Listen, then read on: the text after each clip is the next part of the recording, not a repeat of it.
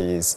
What kind of access did you get to start getting better at English? Actually, I study English in many methods because I used to lose my foundation. So when I study IELTS, I didn't know where should I begin. Because it's quite difficult for a person. Like vocabulary is in the middle, but the grammar and other skills like it's just in foundation. It's quite so difficult for me at that time. Because why is this method suitable for everyone, but why it doesn't work for me? But after try, I aware that you just need to try until you find the most suitable method for you. So don't force yourself to be the same as anyone else.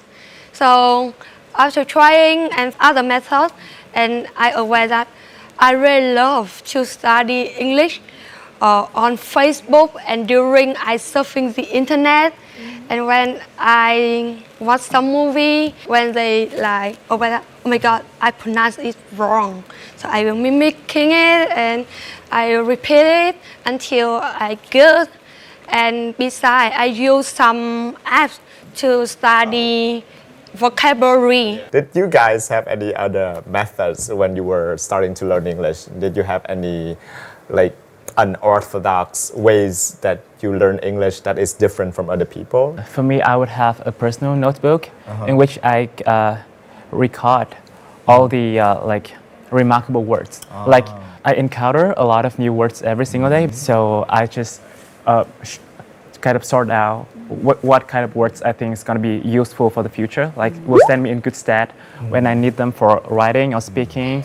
So I'm going to keep them in a special notebook. How about you guys? I prefer to use flashcards. I think it is really easy for me to, I don't know, but it's fun. So I feel really enjoyable when learning it. And I also apply a lot of, different kinds of methods, like she has said, but sometimes it didn't work for me. So I used to have a role model who is really good at English. And then after watching her or him, I could try to mimic his accent or try to use their words. I think that there's a very famous term called learning by copying, which means that when you fake it until you make it. You try to be like them, to say things like them, and then you will find your own ways of speaking. So that's my way.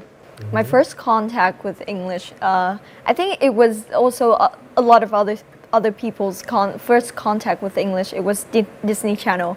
It shaped my English today. And before I actually learned English at school, at secondary school, I watched a lot of cartoons on Disney Channel ever since I was in primary school. So it kind of shaped my English. I think every one of us has a different approach, right?